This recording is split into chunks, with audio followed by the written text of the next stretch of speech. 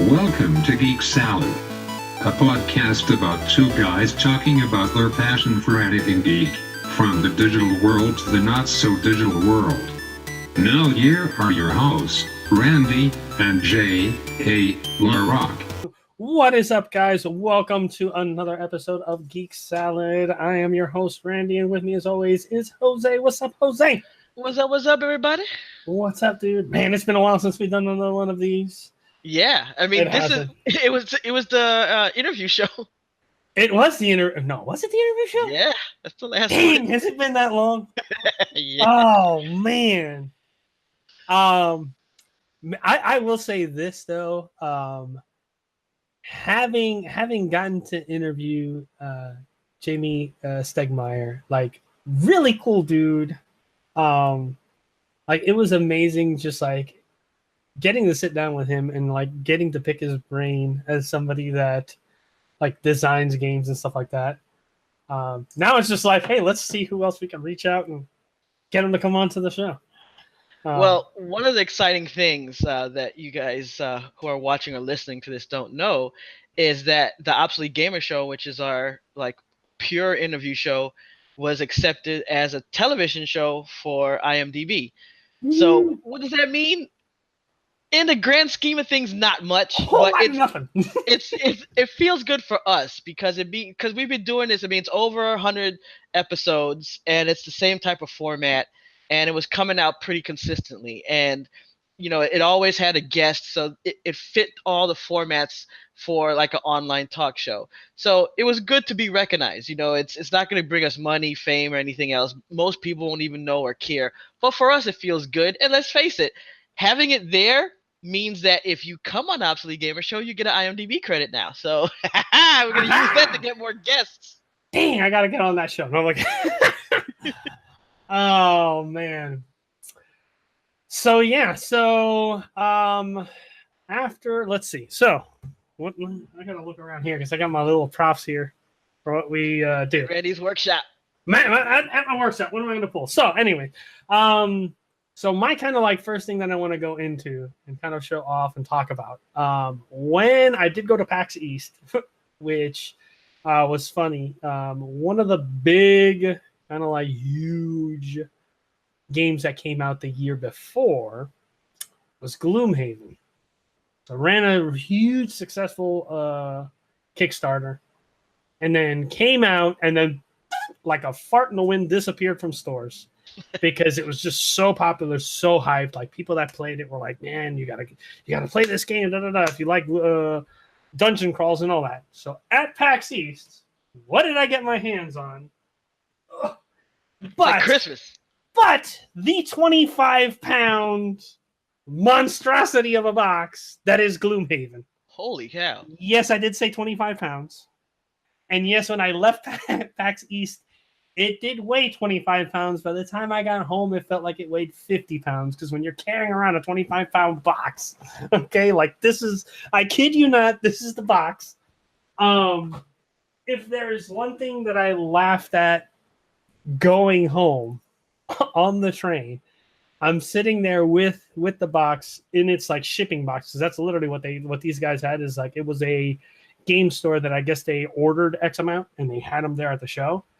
And they were like, "Yep, we have Gloomhaven. You can purchase it, and we'll hold it for you until the end of the day, so you can take it home. So you don't have to lug around a 25-pound box the whole time you're at PAX." So went in, paid it, put my name on it, went back at the end of the day, picked it up. As I'm traveling home, I'm sitting on the train with the box sitting in between my legs, and you can see on the side it says Gloomhaven Retail. And this guy on the train just like looks down and sees the box and reads it, and he's like, "Oh, you're gonna enjoy that game." And I'm like, "Huh?" And he's like, "Yeah, I have it." He's like, "But just so you know, now you're in it for like an extra $80 for the organizer for it because you're going to see." So you need an organizer for this thing. And let me tell you, the dude wasn't kidding. So one of the neat things, like very, very cool dungeon crawling board game. One of the things that's really neat, and I can understand why people really enjoyed this game, is when you open up the box, you pull out just a thing this thick of just slabs of cardboard that you have to punch out. So like all the different traps, the doors, the things, like the rooms, the whole 9 yards. And then you get to the bottom of the game, and there's about 20 boxes, thin boxes, and then little square boxes that don't have a name on them. They just have a symbol. And as you go through the rule book, and it sits there and tells you, okay, when you're setting up for the first time, you're going to do campaign number 1. And the way that you set this up is you're going to choose from a character from these 6 symbols. And they give you the names of the classes. That's all you know. So they tell you have the Tinker, the Craighart, the Brute, the Scoundrel, the Spellweaver, and I forgot the name of the last one. But that's all you know. So you say, like, cool, I want to be the Spellweaver. That's who I chose. Mage at heart, That's what I like playing in World of Warcraft. So it tells you, okay, pick this box and this little cube. This little small square box. All right, cool. You pick it up. When you open up the thin rectangular box, in it is your character card, the cards that you're going to use in your hand, and then basically counters for your person, and then the little small square box is literally a little plastic minifig of your character. And you can read the back of the player card. It has the background story of your character and yada yada. So it's really cool. So the way that they basically make the game is the cards have 2 basic, a top half and a bottom half, which are actions. Each turn you're going to choose 2 of those cards, and you're going to do the top action on one card, the bottom action of the other card. And each of the cards has a number, which is your initiative, and that's whoever has the lowest initiative, they go first, and then basically all the monsters you deal with have a set initiative. Everybody has a set initiative. You figure out, okay, I'm going first, then the monsters, then you, then you. So it's pretty cool. And then at the end of that turn, those cards go into a discard pile. After you play through kind of your cards in your hand, you kind of have a phase where you say, okay, I'm going to rest. You take your discard pile, you shuffle it up, and you randomly choose one that permanently gets removed, and then the rest go into your hand. And then you keep doing that. Now, that's a quick rest. They have a long rest, which means you're out for a turn. But when you pick up those cards, you choose which card you discard out permanently. So it's kind of neat. So eventually, you may get to a point where you don't have any cards to play, and you're out of the round. You're basically, your person becomes exhausted, and you're out. And that's kind of the neat thing of the game is based on the class that you play and how many cards you have in your hand is how long you're pretty much going to be in that scenario for. It's I've heard, apparently there's characters that you don't have a ton of cards, but you move a lot, and your attacks, you can attack multiple opponents, and you can poison people and do that. So your job is go in, hit as many people as you can, run out, and rinse and repeat until you're basically exhausted. And at that point, you should have gotten far enough along that, all right, we're done. We've made it this far. Really, really cool because you have a modular map that you build out, and then as you go playing through the game, you'll discover other side missions that you can go on, which is kind of neat. So the first playthrough that my wife and I did, in the treasure chest that she opened up was a random side quest that you draw a card, and it's this, or no, it wasn't a random one, it was a specific one. And it gives you a little flavor text of oh, you find blah blah blah blah blah blah blah blah blah. And then this is the only, if I can say, it's the only kind of thing that I'm they didn't really need to do it, but it's a nice little visual type of a thing. The game does have a board, but the board is a world map. And as you go doing your missions, there's stickers that you permanently put on the board that shows the path that you're going along your campaign. And then as you go unlocking these kind of side missions, is these stickers pop up on the board as well, which is kind of cool.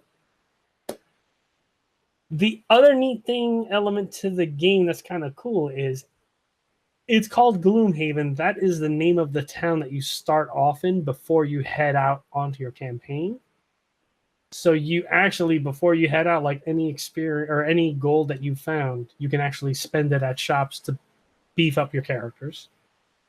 but you also have like Gloomhaven city events that happen, which are random things that happen. And then you also, on your way to your mission, a random event happens as well, and you have to decide. And it's kind of neat because it'll just like be like, oh, like XYZ happens. Like you could choose option A, option B. And then you vote as a group, like, what do we do? And then you read what are the consequences of option A or option B.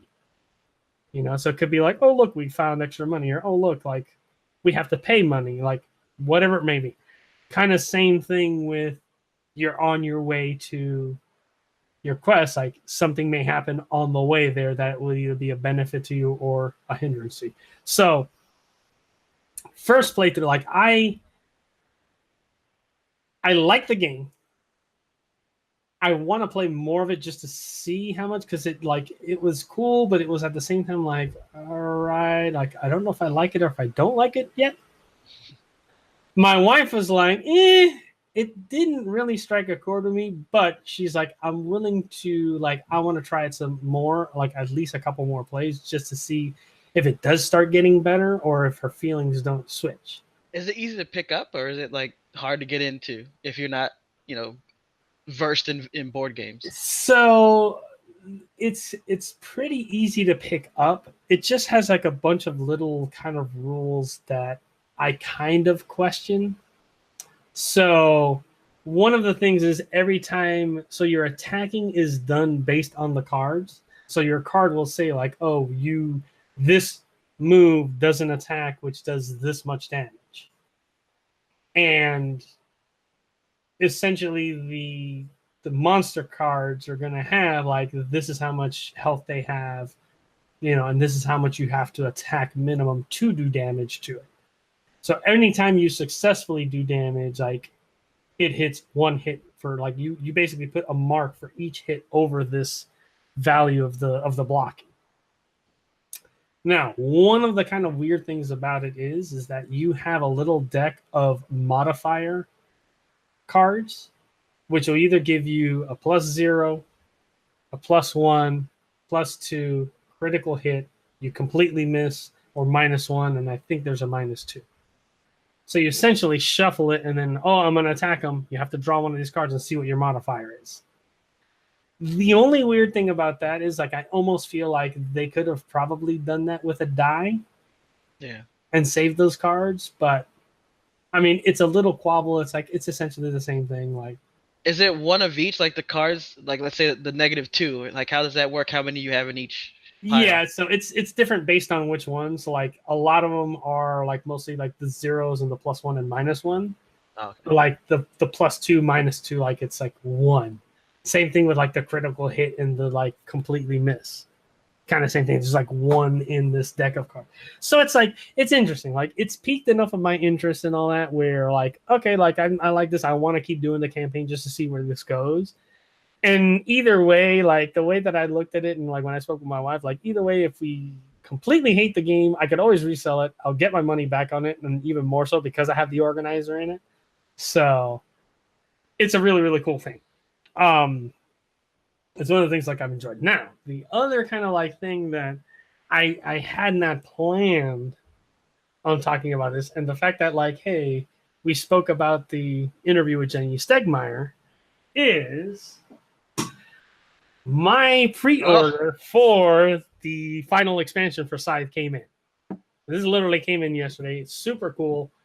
What's really funny is like this goes to show you like how all in I'm in on this game.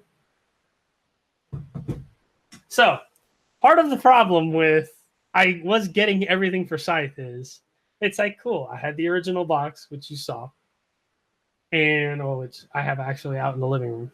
And I was like, cool. If it's the original game, I started getting all these like the extra, like the cool looking resources and the little dial cards and all that. And I started to realize like, hey, as I'm putting this into this box, like this box is getting a bit full. And then of course they came out with the first expansion in a little small box, and I'm like, all right, cool, whatever, this and that. I was kind of sort of able to fit it in the original box. Then, of course, they came out with the Second expansion in another little like small box. This shit didn't go into the original box. That was like no. And then of course you had this guy that now had to fit into that box. What's really cool, and I have to give it to Jamie Stickmeyer, he actually released a Scythe Legendary box. So if you look at this thing, it is a good like I want to say like twice the size of the original box. The beautiful thing is this right here. Now, granted, I do not have an organizer in this yet. That's like my last thing that I need to get. Because if you look real close, like you can see that little red gap there. This is with original game, or all 3 expansions in it. So it's all in this box, which is cool. What's really neat about it is the way he made that box, which I liked, is it has a new, if you saw the new cover on it, it says Legendary Edition. That top cover is the same size as the original cover from the original side. So if you want, you can actually remove that one and put the original cover with the original artwork on the top. So that's really cool. But the only kind of like weird thing is if you do that, the side artwork doesn't match up. That's right. The only like if there was that kind of stinks. Is the side artwork doesn't match up. But it's really cool that you can like you have this like new box that fits everything into it. And like I said, that's everything that I have. To the point where I may have to go in there because I do have the original components that came in plus the upgraded components in there. So like I could probably get a tiny little more space where it might actually close completely. Yeah, it's crazy because I was thinking when you were showing those boxes, I was like, man, back in the day, people really liked having the boxes from their video games, whether it was console or for computers, and they'd stack it up almost like you would do books. And now everything's digital, so you don't have that anymore. But then it's like I'm looking at that, and I'm just thinking, not even the smaller expansions you've shown, just between Gloom and Sight, I'm like, those 2 is huge. Yeah. I mean, you start collecting a couple of games, you need a wing, not a room. You need a wing of your house for your board games. Well, and this is the thing that gets me. Is like at first I was like, I'll get rid of them because like there's nothing in here. But like the thing about it is the artwork on the boxes. Like I sat there and I told my wife, I'm like, when we get our own house, like in my game room, like I'm gonna put this up on a shelf as like a piece of artwork because it's like it's amazing. Just the artwork that they have in these things. Like you could put this on the front, like you could put the side, like any of the actual like artwork that's on the boxes is amazing. Like I mean, even this one, the Invaders from Afar, like it's got a really cool like picture of like one of the Max things. Like even this side ones, and even this one, like the Rise of Fenris has like a cool kind of like picture with like a soldier in the front and all that. It has like some of the commanders on the side there. It's so neat how some of these games, just like the old video games, like had some amazing, like you had some really bad artwork back in those days, but you also had some like really amazing artwork in some of the games. Even back on the 2600, I remember Yar's Revenge. That artwork was great. Dude. Yeah. Like that's one of the things. Like the last time I spoke with my brother, he actually, one of the Christmas gifts I got him 2 years ago, I want to say, was a book that was the artwork of a lot of these like game covers. And it's so, because it was like 100 and something pages of a bunch of different games, and like one of the more prominent one was like the Yar's Revenge. It's just like you look at that and you're like, man, like that was so cool that they actually did that with some of those games. And that's the thing that I see with these. Like, it amazes me where if you look at some board games that some of these designers come out, you have those games that are just like the splash in the pan type of games. It comes out, People love it. They play it, and then it kind of like drizzles out. And you have designers that will do that, and they're known for they hit the splash in the pan with every game that they come out with. And they do it in such a way that they're like, you have to give these guys you think this stuff out. Because they'll release a game, it gets all this hype, it blows up, and it becomes like the hit game to get. And just as people are starting to lose interest in it, bam, their next one comes out. Everyone's like, whoa, he did this game. And like, I've seen people that collect board games. It doesn't matter what the game is, but if it's from a specific designer, I'm getting it. Like, they didn't even know what the game is. Like, oh, he's coming out with a new game? Oh, I'm buying it. They don't care. It could be a dumpster fire in a box, and they'll still buy it. But the thing I've noticed, like, that you won't see, which happens in the video game industry, is you can have a game developer in the video game industry that'll come out with an amazing game. And 2-3 years later, they'll come out with a dumpster fire of a game. Yeah. I have yet to really see something like that happen with a board game designer. It almost seems like they're continually improving on how they design their games. And it's unbelievable how like that happens in the board game industry and how differently it is in the video game industry. And I wonder if it has to do with maybe the company or publisher not putting as much pressure. Maybe they still, I mean, obviously they have pressure, but maybe it's not the same as with a video game where it's like, it's got to come out. Where's the DLC? Where's this? Where's that? Right. And that's why I think it is like, that's going to be a fun audio edit for you to like look through when I smack the mic. You hear like boom, in the middle of your sentence. That, and I mistakenly dropped the S-bomb, but hey. Anyways, I'm sure you can edit that. No, you can't. The thing that's in, I think part of it is like the whole, like they'll have we want to release it on time and all that, but I feel like this is, I've always felt kind of like the video game industry has always been one of those, like when you have a big publisher get behind a game and they tell them, when is it going to be ready? Like, we want to announce a release date. And I mean, like, knowing programmers, they're like, well, we can have a stable version running December this year. All right, we're releasing it in December. And like, you know how it is, like the publishers are like, cool. And they just go out and they're like, guess what? The game's coming out in December. And then that's when you have the programmers like all like nervous because they're like, oh, we got to put something out.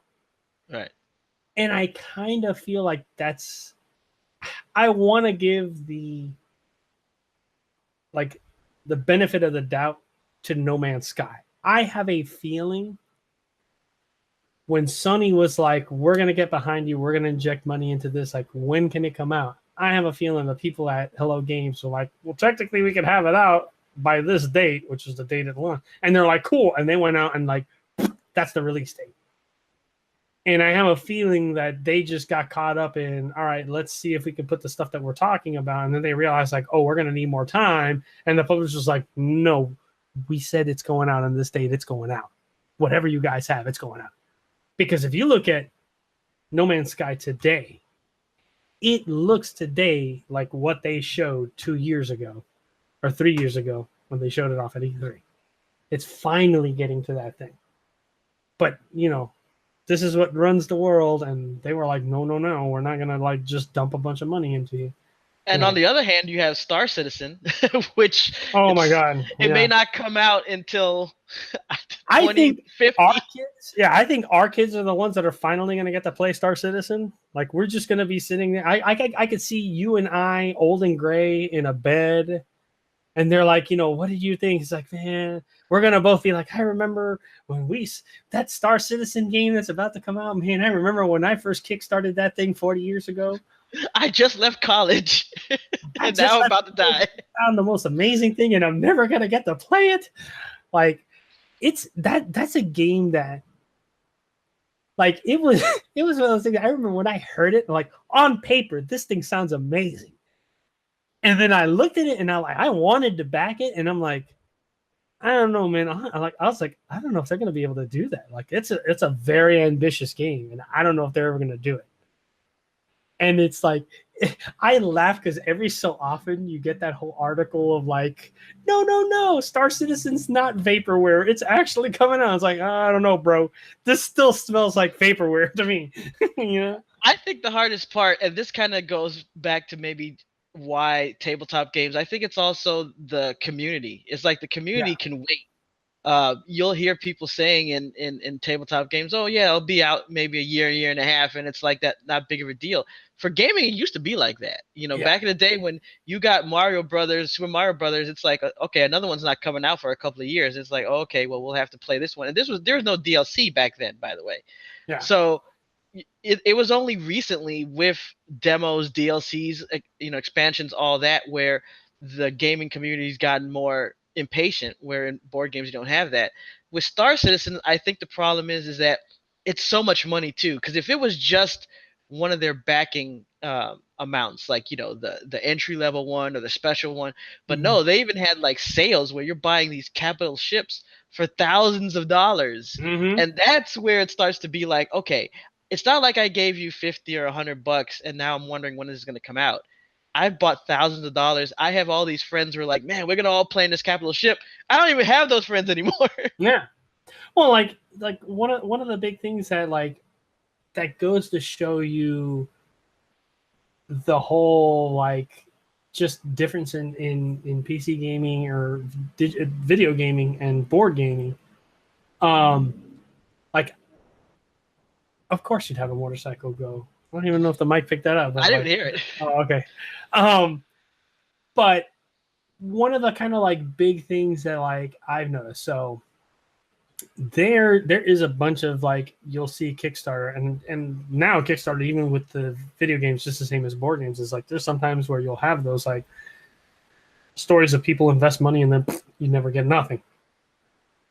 One board game that came out, so it was a very, very ambitious project called Kingdom Death Monster. And I only know about it because I heard about it on a podcast. Mind you, this was way after they did the original Kickstarter. But essentially what Kingdom Death Monster is it's a board game where you are creating a village. So you'll have your things that you'll build up to try and like, you can have, if you have certain people, like you can breed them and then build up the population of your village, and you can do upgrades to the village and technology for the village and things like that. The meat and potatoes of the game is at a certain point, you and the other several villages, because each person plays their own village, go on a monster hunt, because supposedly in this world of Kingdom Death Monsters, there's these monsters that patrol around, and these villages, like, it's almost as if like mankind got kind of almost completely eradicated, and now the villages are starting to come back because these monsters essentially killed off most of humanity. So then the whole thing is it's supposed to have like a plastic model of the monster that you're fighting. And then the game turns into, okay, we're going to attack this monster. And like, based on how you attack it, where you attack it from, this and that, you can do damage, you don't do damage, this and that. So a big bulk of the game then comes from you attacking it. It's kind of the best description I kind of heard of is it's like kind of like Monster Hunter, but in a board game format.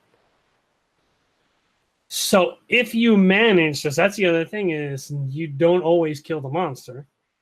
You can kill off all the villages, because you have to dedicate, like I'm going to send out 3 people to go fight the monster and vice versa. Like everybody picks.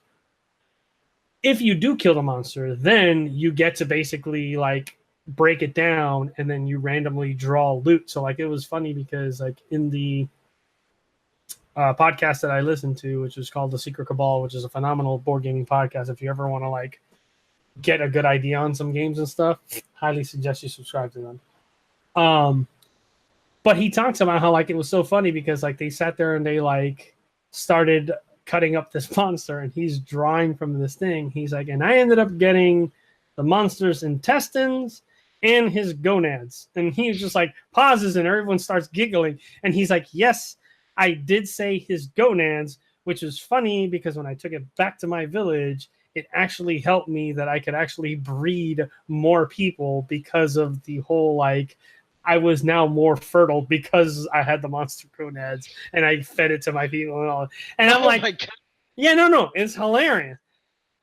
But he goes into like further the story of the like the Kickstarter of Kingdom Death Monster, because he was like, I remember when I first kickstarted this 4 years ago. He's like, I went because he's like, they had a kind of like entry level, hey, it's $100 to get the base game, or for $400 you get the base game plus this like 1 or 2 expansions plus all the Kickstarter goals. He's like, so I basically went all in for $400. He's like, the thing about it is he's like, you know, this is the thing about Kickstarters. When you do Kickstarter, sometimes you basically have to put that money in as if like, I'm paying this money, I'm not expecting to get anything out of it. He's like, if you go that way into Kickstarter, you'll be fine. But if you think like, oh, I'm going to give this $400, like they need to give me something, don't do it. He's like, dude, he's like, it got to a point where like right after the Kickstarter, they were getting like a bunch of updates from the developer. He's like, and slowly but surely, they started slowing down. And what went from an update every 2 weeks to an update of once a month to an update once every 2 months to an update once every 4 months. And then he's like, literally went to radio silence for like a good 8 months. And he was like, so much so of the radio silence, he's like, I completely forgot I had put this money into this game. And after like an 8 to 9 month hiatus, he gets an email of like, oh, I just don't, you know, he's like, I don't want you guys to think like we're not doing anything. Dude, I'm on point. To give you like sound edits here. He's like, not to make you guys think that we've completely forgotten about this game. Like, we're still working on it. And like, apparently what the whole thing was is he was working, I guess, with one miniatures company to like come out with the miniatures, and then something fell through, so then he had to go find a completely other miniatures company. And part of the problem was is like he had already started investing this money in this first miniatures company, so now like he had to basically now switch gears. And this guy like apparently put of his own like kind of like money, because he's like, I don't want this to like just disappear and be a failure, into this new company, and worked it out. And this guy says, lo and behold, one day he's like, he gets a package on his doorway. And he's like, when I tell you I got a package, he's like, I got this huge box. I had no clue what it is. Weighed 35 pounds. He's like, and I pulled it in and opened it up, and lo and behold, here's Kingdom Death Monster with all this stuff. And he's like, no, that you did. He's like, I didn't make a verbal mistake. It was 35 pounds. And then the only other thing like I knew about it is like they were coming out with a second edition of Kingdom Death Monster. And yeah, if you wanted to go all in, it was like an insane like $470 or something like that. And I was just like, you'll never get me to pay that much for a game. But it's interesting because they don't sell this game in a local game store. Like you can only get it through Kickstarter. Just like there is a really good game called Seventh Continent, which I got lucky and they like reopened it for a small time, the Kickstarter for it. So I was able to get it. Only Kickstarter only. Why? Because it's just a bunch of cards. And the guy, he basically like put out when they did their first Kickstarter campaign, like, hey, I'm only doing this in Kickstarter because doing only Kickstarter is the only way that I can make it viable to make money off of this. He's like, if I were to make extra copies and put it on a shelf, it would actually, I would be losing money doing it. Which apparently, after also he did this little window that he opened it up, he said like they're apparently opening up an online store. So I think he's gotten the cost down enough that you could want a copy and he can actually order and have them print a copy and then you get that.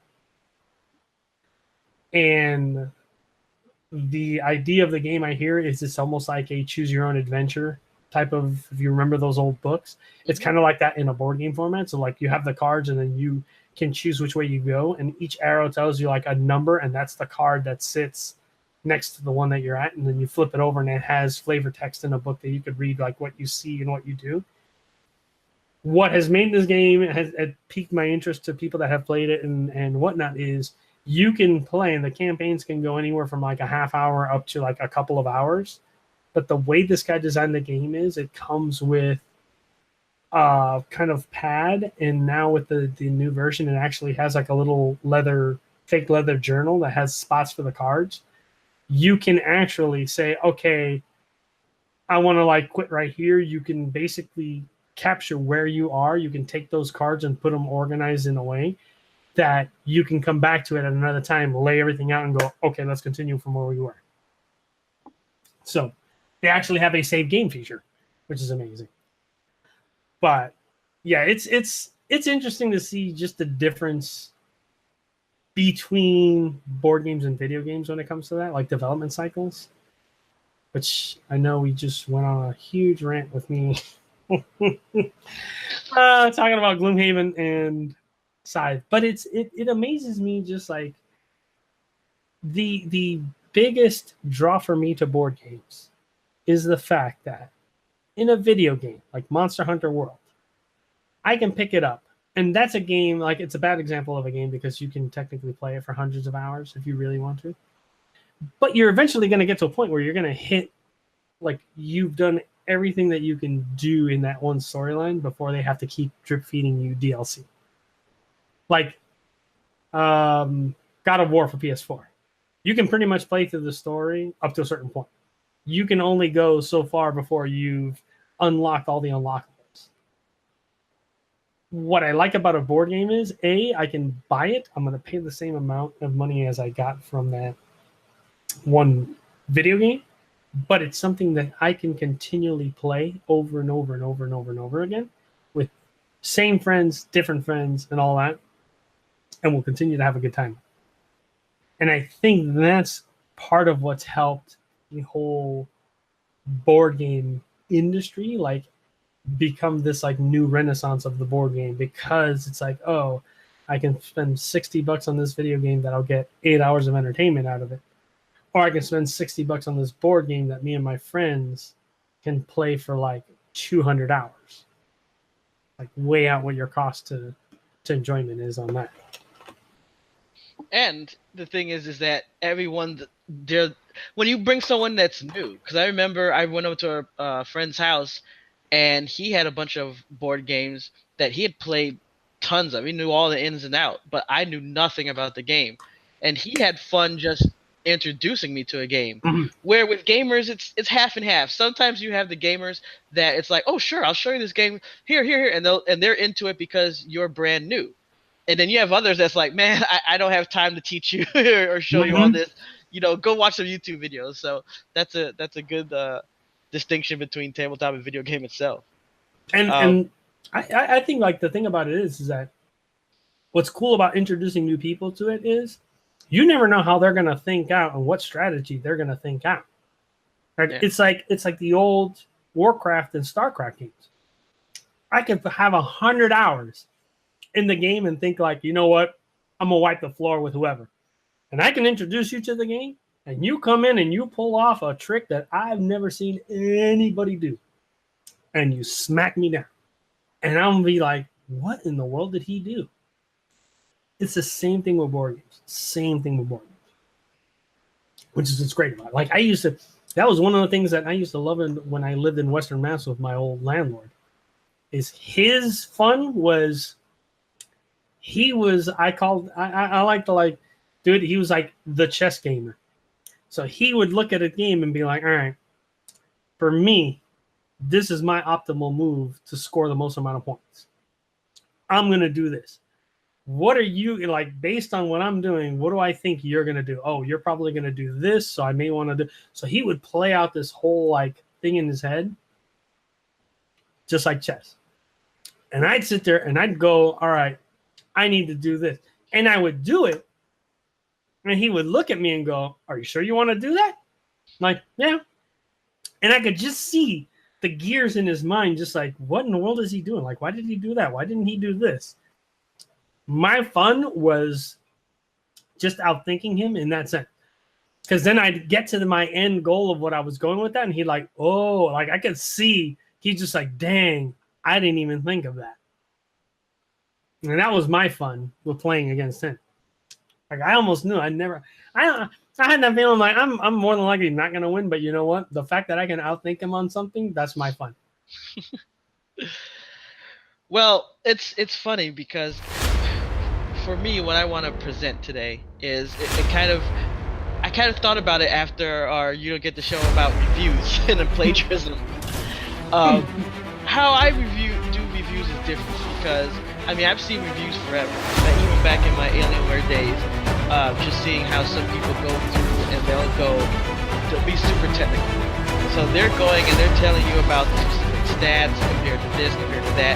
Then you have like the more general person, who is just more giving you like an overview. And I was like, okay, if I did reviews, like, what is my style? Because it's like, I'm technical, but I'm not the kind of person that's gonna be comparing the exact wattage between this and that. I mean, especially with the internet, that's things that you'll see right on the page when you go to whatever you're trying to purchase.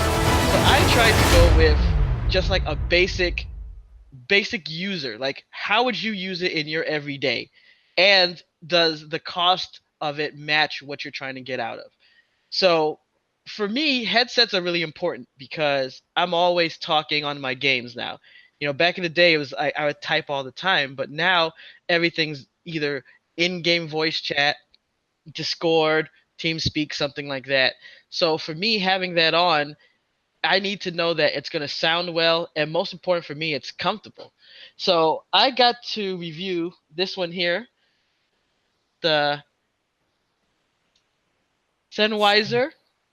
It is the GS500. Is that right? Sennheiser? Sennheiser? Yeah. Sennheiser? I think it's Sennheiser. Sennheiser. German company. I'm not that good at German. But basically, so how I do my reviews is based on usage, just your basic usage. Because, I mean, you can look up the stats about this, and there's a couple of things that you'll know anyone that's ever dealt with this company know that they have really good drivers, they have really good sound, they have really good microphones. So at that point, you're not really comparing. I mean, you can start doing the numbers in terms of like background noise. And one of the interesting things here is they were talking about noise canceling, which I only heard of like in Bose, and then I started to listen to it, especially when I would take a flight. This talks about having like a noise canceling microphone. What that means is like if you ever played with someone that has like an open mic in Discord or any TeamSpeak, the idea is that it almost like creates a zone where it's picking up your voice and then like a little cone of radius of sound around it. And that all the external noises don't necessarily get picked up. Now, yes, you can adjust a lot of that as far as the microphone sensitivity levels and whatever you happen to use. But what they're saying is that with this type of microphone, it's built in so that it's not going to pick up all that extra noise. So like if you have a regular microphone here or even the broadcast microphone, like the broadcast microphone, it is set to send the omnidirectional sound to you. So you're getting most of your voice here, but it can still pick up sound from the side. So depending on how it's designed, that's whether you'll hear more things like someone knocking on the door, my air conditioner, things like that. So having a microphone like this, hopefully you can have like the open mic and someone isn't there like, hey, I hear you breathing, or is that a dog in the background, or what do I hear? It's like all those things. Though I like push to talk though myself, so I'll tell you that. I was about to say, we have had things in this show is like, what in the world is that good in the background when you hear your AC going? Yeah, especially me, because my AC will be quiet and then it'll be loud. And it's not that it's like knocking or anything like that. It'll just be like, I don't know, it's just blowing harder, which I don't know because I have it set to the same temperature. But then sometimes I'll have the fan on or something. Or I've had microphones where it picks up the microwave. But even when they hear me talk, they'll say, oh, I sound weird. So it's really weird if it's picking up the microwave that's in another room, but my voice still sounds funny. So how I tested this was very simple. I'm not, like I said, I'm not super technical. What I did is last week I was playing for hours on end with people in two distinct games. I was playing World of Warcraft and I was playing Monster Hunter World.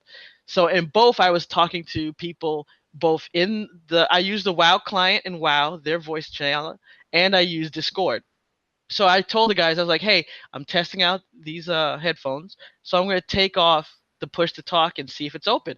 And I did notice a difference where you still have to set the sensitivity to where it works well. But I noticed that even me, like sometimes, like if I get into something heavy, I'll do one of those things where you let out like an exhale or something like that. It didn't really pick up that as much as some of those other microphones. So look, I can't give you a drop down as far as if the noise canceling microphone is how good that is. I'll leave that to people much better than me. But I can tell you, just in comparing it to some of my other mics, especially like the desk mics where you like lean over and talk into it, yeah, it works much better, especially if you have open mic. And if you're push to talk, it's golden. Everyone said I sounded crystal clear, sounded really well. And what's really cool about this is, so if you notice, it doesn't have like the one that I'm using here. You can't focus it all over the place. But what's really cool is that if you turn this up, it mutes it for you. So that's pretty cool. Just that little feature, because like if you're doing open mic and then you're talking, and then let's say your mom, your girlfriend, someone comes in the room, you just flip this up and it mutes it. That's pretty sweet. And you also have on the side here the volume control, which I always like being able to do that like on the headset. So it's like, sometimes I have the sound really low coming from my PC speakers, and then I have voice in here. But then sometimes, they're talking about whatever. We're not actually strategizing, but maybe something on the game, a cutscene or something. I could just quickly turn it down. So that's nice. Um, the most important thing for me is comfort, because as I said, my gaming sessions can be long, and everyone knows that. You're playing a game like Monster Hunter, you're with like 5 6 friends and you're doing groups and stuff like that, you're going to be there for hours. And what was little this was the only part for me it was strange. And I can't use this as a negative for the GPS 500, I mean GSP 500, because I don't know if it's just my head, my ears. I mean, I don't have huge ears or anything, but the like cone shape for me, it always felt, even when I adjusted it, like there's a little bit too much of an open gap. But the sound quality never dropped. So I think it's more me, because normally you think, okay, if it's suction cupped on your head, you're going to get the best sound, especially when you turn up things like both World of Warcraft, Monster Hunter, especially Monster Hunter. You want to be able to hear things around. You'll hear the monsters crawling here. You'll hear the water. You hear the trees rustling, especially you turn up the audio quality high. So I was thinking to myself, okay, if these aren't suction cupped onto my ears and onto my head, then I'm going to hear like outside noise and ear and background. I didn't hear that, but it just took time for me to get used to the fact that it doesn't have like that straight oval shape like how these have. So, but they were still comfortable. Like the padding, as you see, is really thick and it's really comfortable. So when I had it on, like I said, the two gaming sessions were basically like almost like 4 hours at a time, quick little break, another 4 hours. So I was going all out. So I was wearing these things all day and it was really comfortable. And what's cool is up here, you can also do extra adjustments for the shape and size of your head. So as you move these, it adjusts the the padding and how much you can adjust this part, the top part. So the more you push down on it, it's a little bit more stiffer. And then the more you extend on it, it's more malleable, so that you can really shape it around your head. And that was the one thing I had to get used to, because I never had a pair of headphones that had this before. So what happened is that I would put it on and then it was comfortable enough. But once you really start to set this in around your head, then you feel the full comfort all the way across your head. So I didn't feel the bar on the top. I didn't feel it on the sides or anything like that. Also, just the mic never felt like it was in the way. And that's one thing that I always thought. I always thought that since this one wasn't as malleable as some of my other ones, I said, man, it's going to be sticking in my face, or it's going to feel like it's like, blocking my view. It never did. It sit perfectly for me where it wasn't in the way. So I would say, as far as comfort and all that, it just took a while for me to get used to it, but they were really comfortable for a long period. Now, it's wired, as you can see. But Mhm. what's really cool is it came with two different wires. It has a really long one, which you can't really see, but I mean it's really long to the point where I gotta get the exact feet, but it's long where you can have it on your gaming, or even if you're hooking up to a TV and you can like sit on a couch that's a couple of feet away. So that's really cool. Hmm. And then they also have another small one for, like, let's say you're listening to it on your laptop or your phone or your iPad or something like that. They have a shorter cable that's separate. And what I really thought was cool is if you look here, the cable actually unplugs from here. Hmm. So you could take it off and you're like, oh, okay, I'm going to take it over here. So let's say you have this plugged into your computer at all times and you have the shorter one plugged into your laptop. So then you just go over to your laptop one and you just take the other end Plug and it then in. you plug it in and then you're good to go. And then it's like, okay, I'm done at my desktop. I'm going to unplug it, take it over to my laptop, plug it into the shorter cable. So that was really cool there. I like the fact that, it is wired, but you're able to just plug it and go from there. And as I said, overall, as far as sound quality, ease of use, I mean, if you've gotten any type of higher end headphones, then you're going to see a lot of the same things. I mean, the sound quality sounded great. Like I said, I always like to hear the most I can get out of my game, so I always turn up the sound quality. I have a good sound card on my computer, so I was able to hear everything. Um, when you set it to surround sound, you actually do hear the surround sound, which I remember the first time I ever heard that in headphones, it tripped me out because you always used to like stereo. You figure, left, right, whatever.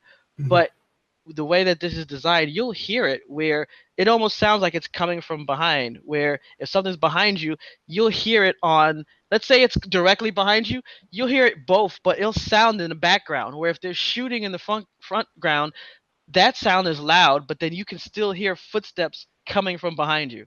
So, I mean, that's nothing new, but just to say that that's what you can expect as far as sound quality here. And I also sometimes listen to music and things, and I'd say this isn't something that's specific to these headphones, but I like the fact that the sound quality sounds good when I'm listening to multiple things. Because I'll be playing a game and I don't, depending on the game, I'll listen to the in-game music, but like World of Warcraft, after a while, I've heard the dungeon music 100 times. I'll turn it down, I'll have music on, and I'm on the voice chat. So hearing Hmm. all the different things, people's voices come in clear, the game comes in clear, the music comes in clear, and it's strange, but it almost sounds like they each have the correct sound for what you're listening to. Like the music sounds really good, the video game sounds really good, and then the voice sounds really good. Now, the last part about this is price. Okay, so these retail at about $250. So obviously, well, it's a little bit cheaper, like 230, Mhm. 230 to 250, depending on where you find it. So they have cheaper versions of the same thing that will have a little less features attached to it. So obviously, that price point's kind of high, considering like you can get the Xbox One for about that price. Hmm. So definitely, it's one of those things that you want high end quality, but the thing is that when you buy it, they're going to be on for a long time. It's not something that you're switching out every couple of months. I mean, when I've bought headphones, I've had it for years, and as new technology comes out or better things come out, they still work with you. They have the updated drivers or whatever. So I think I've learned, especially getting older, it's better to spend the money than to go cheap. Because I used to look for like the $50 headphones, but either they'll break or they hurt after they're on your ears for a while. Sometimes it's better just to put the money down. So definitely, I would say that if you're looking for a high-end gaming headset, look at this, compare it to some of the other ones. You'll never go wrong with these guys. They've always put together great stuff. I enjoyed it. So it's up to you to decide. I never tell you that you have to do something, but I Hmm. definitely would say put it on your list, do your own research, and see if it's something that you like. Yeah, like my thing is I've always looked at want to get a good um like a good set of headphones for surround sound. So like I like first person shooters and I've played ones where like sound makes a huge difference. Um and one of the things that I've noticed. So like I got sound, like I used to do the onboard sound. Yeah. And this last computer that I built, I actually got a sound blaster again because I'm like, oh, I haven't used one around. What's really cool is on the sound blasters, they have an option for the headphones called Scout Mode, which it almost like enhances the sound. So like, it's weird to describe it, but it's as if you can hear farther out. The only kind of weird thing with the technology is if it's turned on and you're in a game and you're in something like Discord, the moment somebody in Discord talks, it brings back the sound of the Scout Mode. Ah. But when I'm playing like a game like Rainbow Six Siege, where it's like all coming from the game, like I could hear people from farther away. So I could start hearing them and I'm like, oh, I hear them. The only thing that's weird is it comes down to the game. So one of the things that's funny is like a game that I've been playing a lot, as we talked about in the Obsolete Gamer show, is I've been playing Rainbow Six Siege a whole bunch of games. The thing that's crazy, which is it's been something that it's been happening since the release of the game. And everybody's like, you have to, you have to, address this. You have to address this. You have to address this. And they've been saying like, yeah, we're going to fix it. We're going to fix it. And like, haven't been fixed is the way that the sound works in that game. So the way that the sound works in Rainbow Six is if I'm standing with my back to a wall and there is a door close to me on the right-hand side and I'm in against the wall and there's a door twice as far away on the left-hand side, the way that the game works is you hear the sound come to your ears, whichever side, whichever path is shortest in-game for the sound to get to, which means I could be standing with my back to the wall. You could be on the opposite end of the wall to my left, and I will hear the sound come in on my right ear cup. Because the sound takes less time to travel around that open door on my right side than it does to my left. And it has been something that people have been complaining about for ages. Because, of course, what's going to end up happening? I hear the sound coming from my right. I'm going to turn to my right. Yeah. So what's going to end up happening? You're coming around that door on the left behind me. You're going to kill me from behind. And it's like, how in the world is he behind me if I heard him from the right-hand side? So it's been something. Supposedly they say like they fixed some of it, and it's I still don't know. But like one of the things that I've always wanted to do is I've wanted to get me a set of like true 7.1 surround, like hardware 7.1, not virtual. Because like you say, the virtual ones you can kind of hear like it sounds like it's behind, but like at times you're like, was that behind me or was that in front of me? Like I've had that hard distinction of like it's hard to tell. Whereas when it's like a hardware surround, like I've listened to some, like you can tell the difference. Like, oh yeah, that's behind me. Oh wait, that's in front of me. Well, what's interesting is one of the things is I did with these headphones after it was like later at night, friends were logging off. I said, okay, let me just watch something, and I was watching the Last of Us Remastered playthroughs, and I was like, you know what? Let me do it like old Doom 3 style. Because I remember back in the day with Doom 3, they're like, all right, you really want to play this game, turn off all the lights, make it really dark, put on headphones, and focus on the game. And I admit, that made it scarier because you're hearing noises, you're hearing things coming from behind. And I didn't even have fancy headphones back then. But still, like you would hear the sound, and it got me scared. So that's what I did. And I was watching the gameplay, and I was like, I really felt like I was hearing things in the background, when they were exploring, looking for things on the area. And I was like, this is a kind of immersion that you want to get, because you kind of do get a disconnect when you're playing a video game, but your friends are talking to you, because you're kind of in the game, but your friends are right there speaking in your ear, talking about all types of stuff. So it's kind of separate too. But it's interesting that when you immerse yourself, I remember the first time I really felt that immersion in the game was EverQuest, when I was in Kelethin up in the where the Wood Elves live, and it started raining. That was the first time I ever experienced raining in a game like that, and it's a 3D game, and you're walking around, it's raining, and you hear the water hitting the ground, and it actually sounded different between if it hit the grass or it hit the wood, and then you hear the thunder in the distance.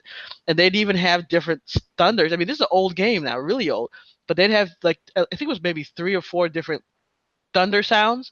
So Mm-hmm. one close, one medium, one far, like that, and that kind of immersion was great.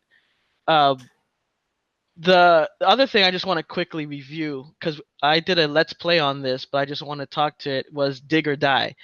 And that game to me was a lot of fun because I love the games like Terraria, and they even said the guy who created this from Getty Games, they're based in France. They actually mentioned Terraria as one of their inspirations, and I love Terraria and I love Starbound, and this game follows in that, where basically it's a sandbox action strategy game. And if you've played any of these games like Terraria or Starbound, basically the idea is you're on a planet and then you do these adventures, but your main thing is about building and crafting. And you can do all this terraforming of the terrain. So I mean, whether it's like a drill or a pickaxe, or in like Starbound, you have like a little gadget that like will break down the molecules of everything around you.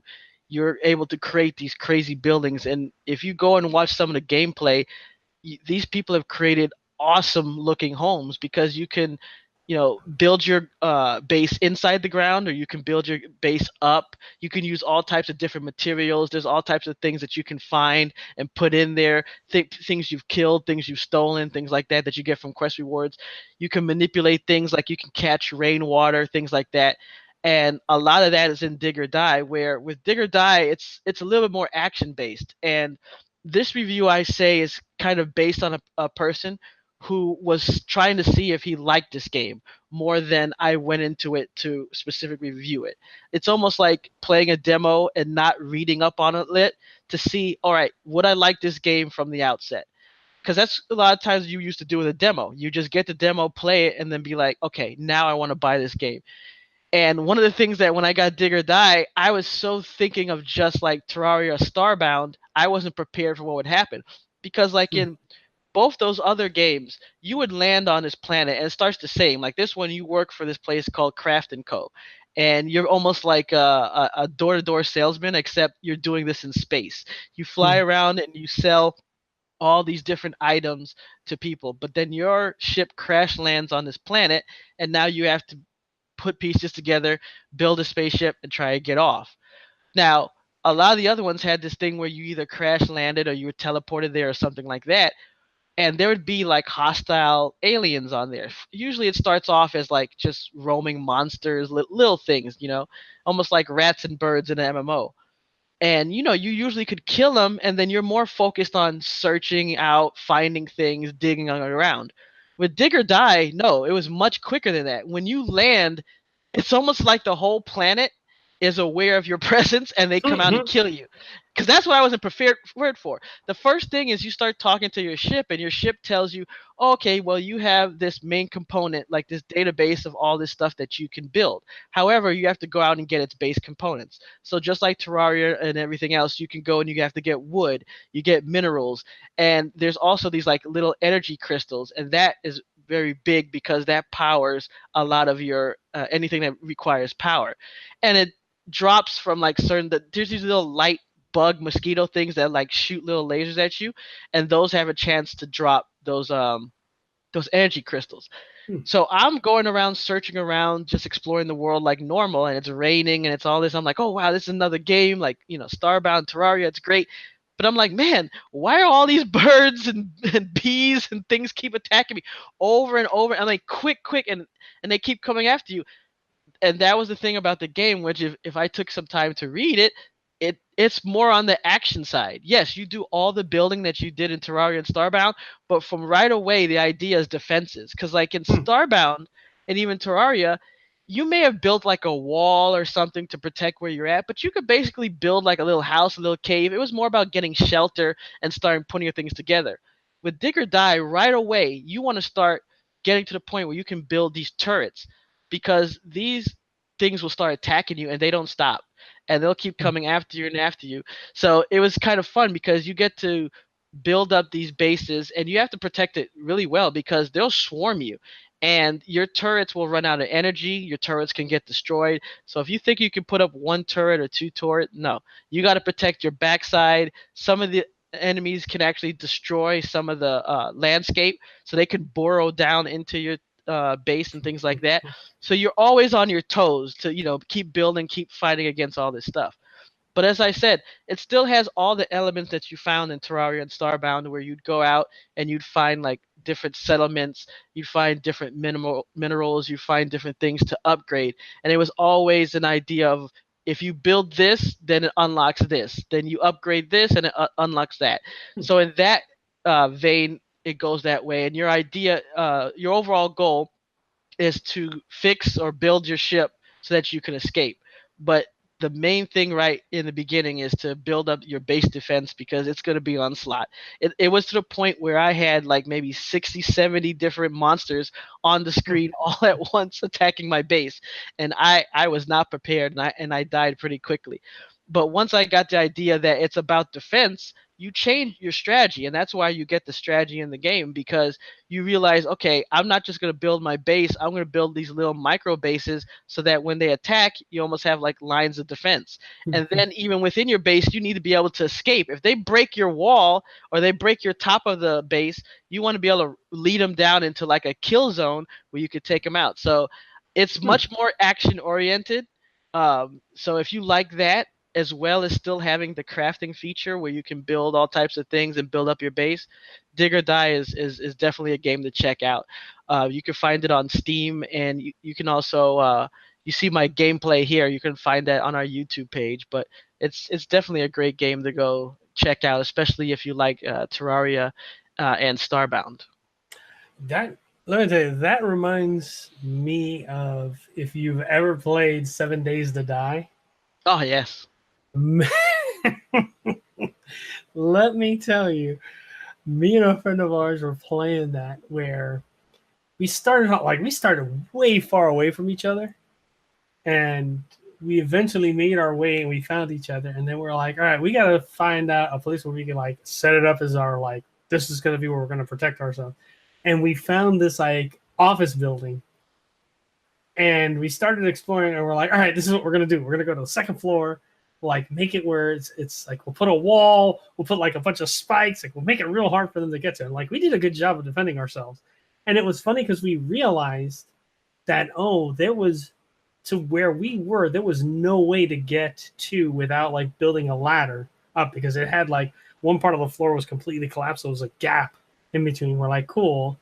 And the other side, it was like 3 different walls with metal gates. So we're like, all right, we'll just bust through, put a bunch of like wooden spikes and stuff so they come through, and then just rebuild doors and stuff. No way that we're getting in that way. And we sat there and we like survived a good bit, but it was just so funny because at one point we're like, all right, cool, let's start exploring up into this tower. And we started going up and going. We eventually got to the roof. But it's like, it's so crazy, just the amount of zombies that come after you on that 7th day. It was like, what is going on here? Like, you just hear the of them just attacking the walls. And what was funny is, I don't know if you played long enough where you would see the zombie train, is what we used to call it, where it was like the conga line of just zombies walking around. It was usually like those 2 it would usually be in the front would be the 2 really big fat women's ones, and then it'd have a whole bunch of like just the smaller zombies behind them, like the weaker zombies. And it was just like this conga line of they'd just be walking through, and they'd go through your like, it was weird because they'd go through your town, and if they didn't run into anything, they wouldn't touch anything. Like, you could literally be standing there and you'd watch them just walk by, and it's like, okay, like there's a conga line of zombies coming through the town. Or you'd have like, where we figured out we had to be careful. Like, if it was just the 2, like we used to call them the big mama zombies, and then the regular ones, no problem.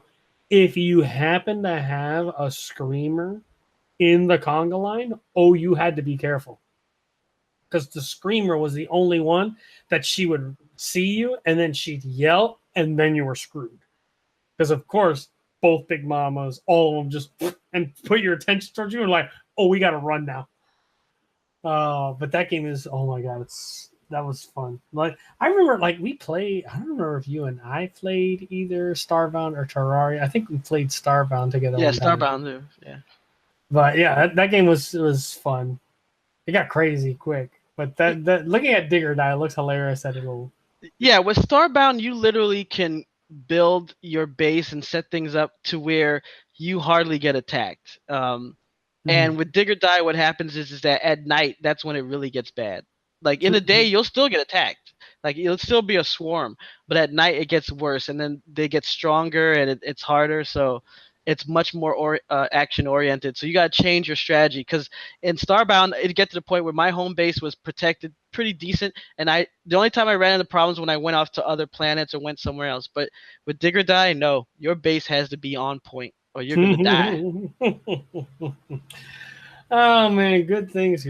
Well, folks, that's wraps up another edition of Geek Salad. Feel free to like, subscribe, comment on the videos. We enjoy hearing from you guys, interacting with you guys. As always, guys, continue to game, keep that passion going, and we'll see you on another Geek Salad. Peace. Peace.